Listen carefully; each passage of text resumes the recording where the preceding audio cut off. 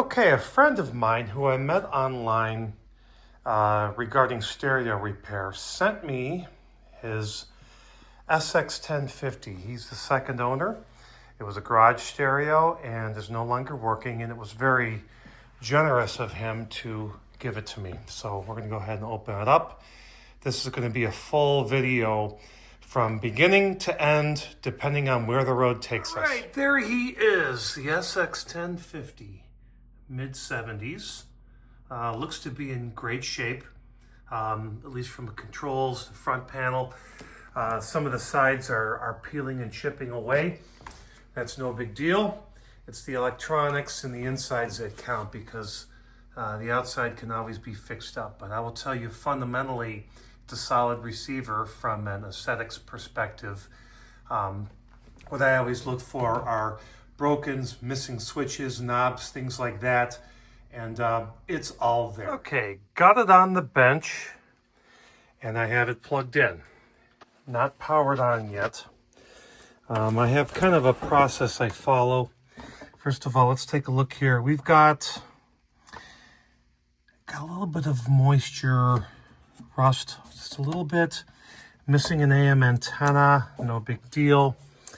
And I do see a fair amount of dust in here. So I bet you this has never been opened. But we're going to give this the first power on. Let's just see what it does. Nothing. It's dead. Okay.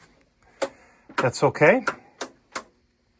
And leaving it on isn't going to make a difference because we got something inside that's not right. So we'll go ahead and start taking a look at this. Okay, first open up. Tuner is all there. It's stringed and the dial is moving.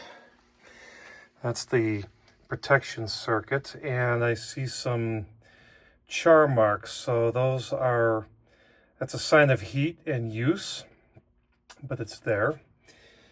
Different elements of the amp and the power supply. These are the connectors for the power transistors. That's going to come in place shortly. I'm going to unhook those and I'm going to see if the unit comes on with a new fuse. But it's all there. We got a soft start resistor and then another relay down there. But yeah, it's dirty, it's dusty, but appears to be here. And I don't see any insect, mouse, or other damage. There's a little bit of moisture damage right here and a couple other rusty spots, but that's not bad. This is not bad at all. I can tell this has not sustained a significant amount of damage, and dust is cosmetic. I don't care what people say. Dust comes off, but in general, it looks pretty good inside so far. Part of the thrill is not wondering what you're going to find or what's been in here. Someone's been in here because we have one screw missing and one was a little bit half undone. And here they are after removing, I think it's like 12 or 14 of them. Let's hold this down. Okay, first look. I don't see any fingerprints here. Okay. A lot of times people are, I messed with it, whatever. I don't see anything, but let's go over here now. And looks to be there.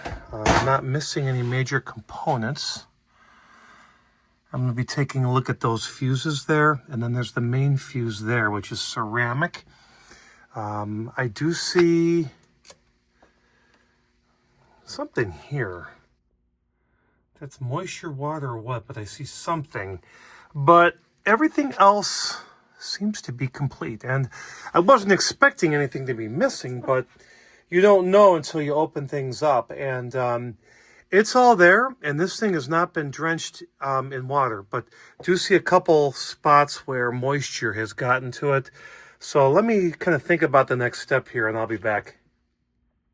Okay, before I go any further, I want to check the output transistors, because I have a feeling that the main fuse has gone out, and I forgot to check if it has. I'm sure it has, but I'm going to bring my voltmeter here, and I'm going to check. Okay, this is, I don't know if it's left or right channel. That's good. Good. Let's look at the right channel. Shorted. Right or left, whatever it is, these appear to be bad. They're all shorted because these, like Molex cables, go to the transistors and this whole module comes out. Whatever channel, I believe it's left and right. I could have them reversed, but you gotta be careful where you touch. These appear to be good. So I think that the transistors are bad here, outputs, which may have shorted this out. So we're going to do a couple things. We're going to unhook these, and now I'm going to turn this over. I'm going to look at the fuse, and let's see, because this is probably the only thing that would cause the main 10 or 12 amp fuse to go out. Because we're not getting anything. There's like no power to the entire unit, which means something completely has stopped any power from going anywhere. All right, we're going to check continuity on all of the fuses. We want to hear a beep because that beep means that the fuse is good. So we're going to check all the lower ones. Good, good, good, good. So this is usually what are called the secondaries. These are the secondary voltages. Looks like nothing has gone bad there. Let's look at the primary fuse. It's out. See how these are working? Touch this. Also, I unplugged it. This is a 10 amp fuse. It's ceramic. Let's get another 10 amp fuse and see what happens if we put it in there. All right, for insurance, I'm going to put a 6 amp fuse. It still could blow, but instead of putting the whole 10 amp, I'm going to put a 6 amp in. And I am hoping, if there's not a lot of downstream damage or power supply damage, this guy's going to power up and we're going to get dial lights. Hold on. Okay, completely unscripted. It's plugged in. Let's see what we get. Nothing.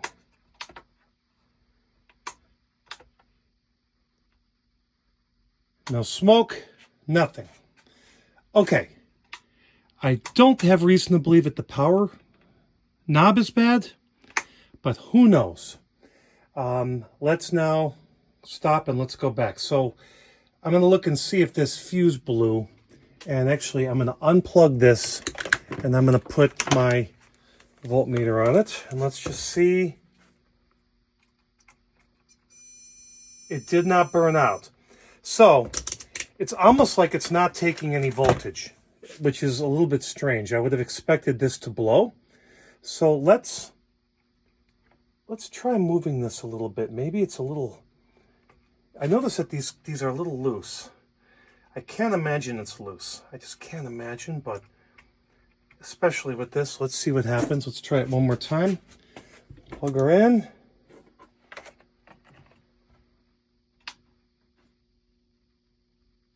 Nothing. And I'm not getting any relays. Okay, let's go back and I'm going to take a look at some other things. I just want to do a sanity check. Good fuse. Good, good, good, good.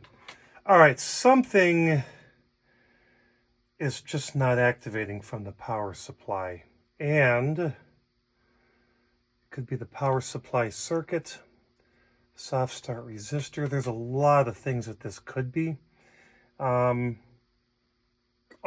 but we do know that this channel has bad output transistors. That may have caused a downstream effect, which could actually be causing this not to come on. So need a little bit of analysis and thought about the next steps here. I don't see this fuse blowing, and it's a 6 amp. Or did I say 8? I forget what I put in here, but I didn't put a 10 amp. It's not going out, so I don't... It's almost like power just is not even activating. So I got to think about this one a little bit. Okay, while I think about things a little bit, because I'm a hobbyist. I'm not an expert, but I know a few things, and I know what to do and what not to do. And the community out here can correct me if I'm wrong. But I am going to clean this gunk, and I'm going to turn this over, and I'm just going to give this a clean out. I want to clean it right now. I know it's not going to make it work. I realize that I have a little bit of investigation to do, but the fact is, we're going to get this going. These things are always repairable. That's the nice thing about 70s equipment. Even a specific or a whole part that goes out, we're going to find it. So it's just a matter of chasing some ghosts. But I'm going to go ahead and clean this out. I don't do complete thorough cleanouts down to like repainting parts, but I'm going to take care of stuff that's obvious.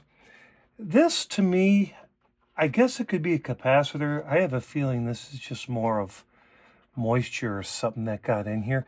I also noticed that these solder connections, and this is the volume knob, probably could be reflowed. I wonder if they're a little bit hollow because this thing has played so much music. Maybe it just kind of expanded. But the fact is, there's no damage here. No damage at all.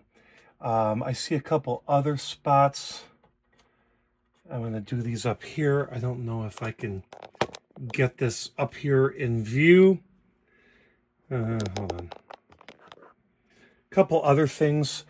Again, I am not going to micromanage the cleaning, but I'm just doing some basic things here to clean this up because we're going to get this working one way or another. And this is clean enough. The rest of this is clean enough, okay? Some people will actually take off parts and resand them. And while I actually can appreciate that, the fact is I just want to get this working and I want to get the initial layer of gunk off. So I have a reason to believe that there's something with one of the driver boards. It's causing the circuit to not turn on. Maybe it's the power supply. I don't know. But anyways, I got this cleaned off.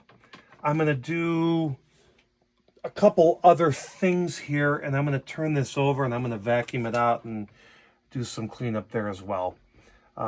Until I spend some time, probably tonight, on my iPad, looking at the schematics as well as some best practices on this type of situation. But I think I got to pull the outputs out as well as the amplifier driver boards. All right, it's going to get loud. Paintbrush, vacuum nozzle, and let's just start going at it.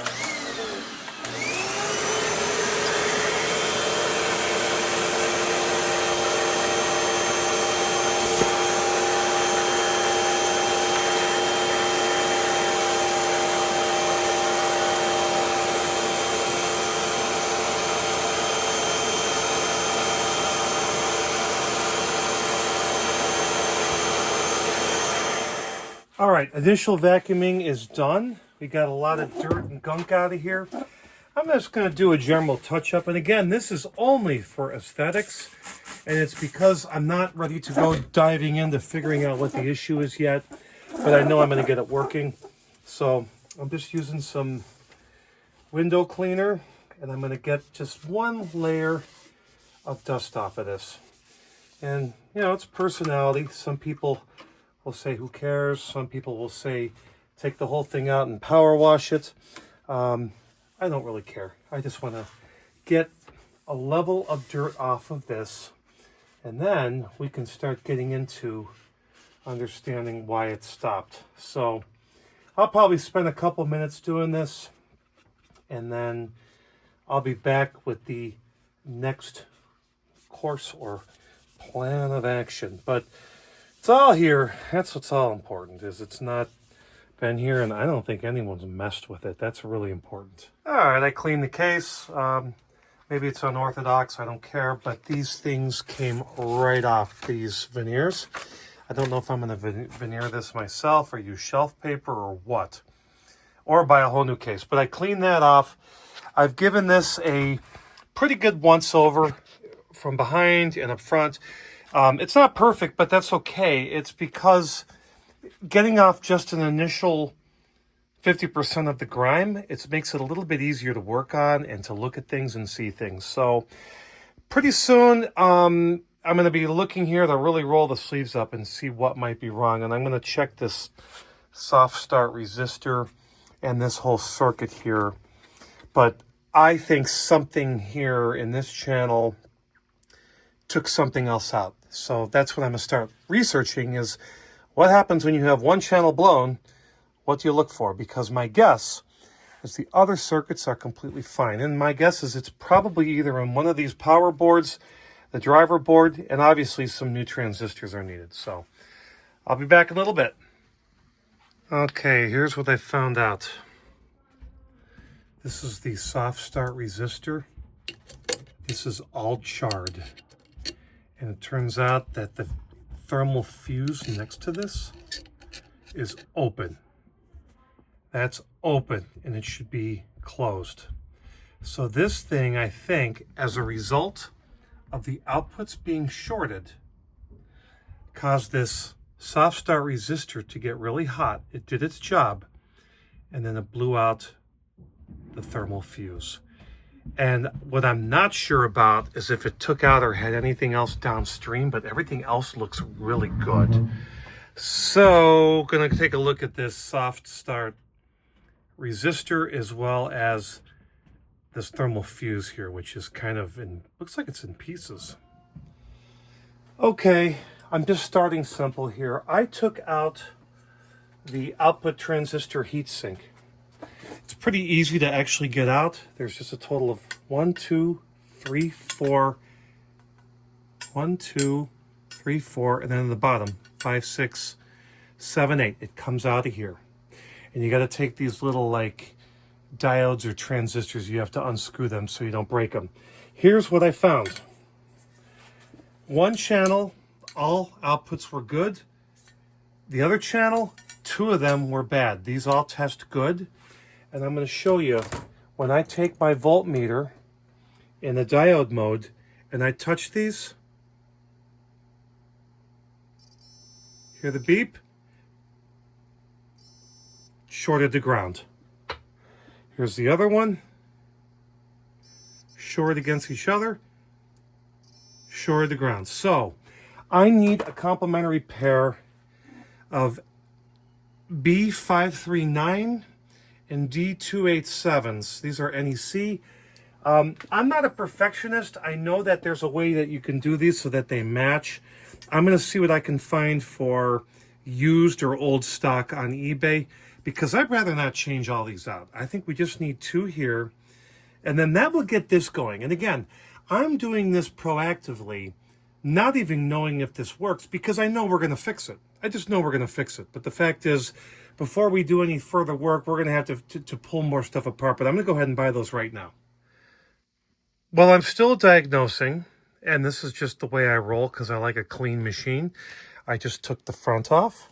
There are 2 screws on top, and then there's 3 nuts that you have to remove, and then this comes off really easily. So I'm going to go ahead and clean this up, and I'm going to spray deoxit in here, and I'm going to clean what I can. Now, I may be recapping this at some point. That's fine, but I am going to need to have a baseline of how this is working, at least when we do get this going, because I'm that confident we will. Okay, sorry for the lighting, but we have life in the unit. Let me explain. I determined that the soft start 3.3 ohm resistor, which is that white thing with the screw on the end, is fine. There is some char marks, but there's a thermal fuse that's bad. So I just put a regular fuse in there. This actually won't save it if there's a problem, because the thermal is what's needed for the temperature. But I've already tested this, and I'm going to show you. We have life. And I also replaced the dial bulbs. Looks like one of them's loose. There we go. So right now there's no output transistors hooked up, so the amp is not working hard or really doing anything. And one other discovery is that the volume control is missing the back section. I'm going to turn this off a second. it's like literally missing the back section. So I don't know what happened here, but there should be a third part. And what's happening is the volume is always on to a certain level, and then when you turn it up, it actually works, but the problem is you can never get the volume down. So I'm going to be getting another one of these, but probably not an original, because the originals go for a couple $100 on eBay. There seems to be what's called it's an 8-pin volume knob. I should be able to get one that'll fit in here, and I can just connect the wires. So here is my bill of materials so far. Looked it up. It's 110 degrees Celsius thermal fuse, an 8-pin volume pot, which is very, very unique. It's not just a regular volume pot, but I found there's one manufacturer that makes them all over the internet. We need a 10 amp ceramic fuse. I'm currently using a glass fuse, but let's get this right. 8 output transistors, and I'm going to buy the ones that everyone's buying. I know they're made in Mexico. They're not NEC, but I think it's important that they're all matched. And then thermal grease so that I can get these outputs back properly in here with thermal grease. So anyways, we have life. I suspect there still is an issue. We haven't really figured out why the amp blew. Maybe, wires were crossed. We don't know. But in the meantime, I have deoxided all the controls, and I'm going to start recapping this volume. It's called the I think it's called the flat amp circuit. I'm gonna be recapping that, and I'm gonna recap the tone board. I'll recap the phono board.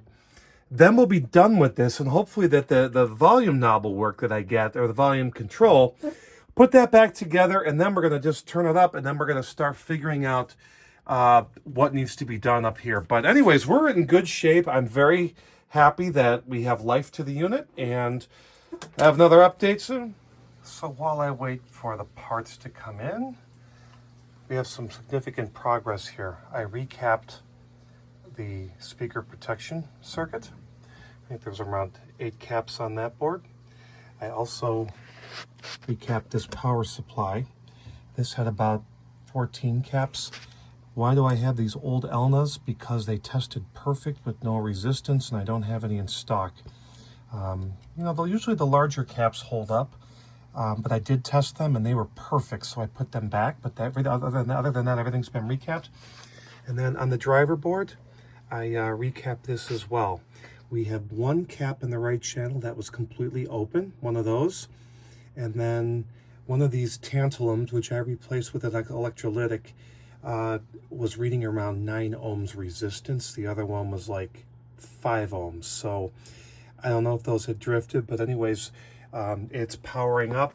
The protection circuit, I believe, is kicking in, but we got to have transistors in. But I am going to go ahead and hook up the good ones, and we'll see if we can get one of the channels to work. New transistors are in, and I have the boards in place. I'm going to perform a DC offset and a bias right now. Okay, replacing capacitors in the tone circuit. I'm not replacing these larger ones because they test fine, and typically the largers are okay, but everything else has been done, including the tantalums. Tantalums are these little blue guys. These are known to short, and they can cause all sorts of havoc. So, yeah, I'm gonna go ahead and continue recapping the tone board. All right, tone circuit's done. I also replaced a couple transistors, which are known to be noisy. It's performing really well with the preamp outs, and I put it back. Now, look what just arrived. This new potentiometer. I got to figure out how we're going to get this in here now. Checked all the voltages on all the transistors, all the major test points. Everything is running great. So I got my stack of papers here, and then this is the payload. This is everything that was replaced. I'm going to guess there's 75 parts in here. Some of these little tantalums, there's transistors in here, and there's also a few parts that got thrown out or got lost on my workbench. But this thing really has had a complete refurbishment, and I'll do a final video in a moment here. Okay, SX-1050, been fully recapped. Every board has been recapped in here. We've also replaced some of the more critical transistors, which are known to be noisy in the tone circuit. Got the volume knob working, got a new bulb put in, deoxided everything, and it's working like a charm. So what it did need was a number of parts, including a soft start fuse. It needed some new outputs. It needed a new transistor that was in the protection circuit. Also needed a bunch of other little parts here and there. So it is working like a charm.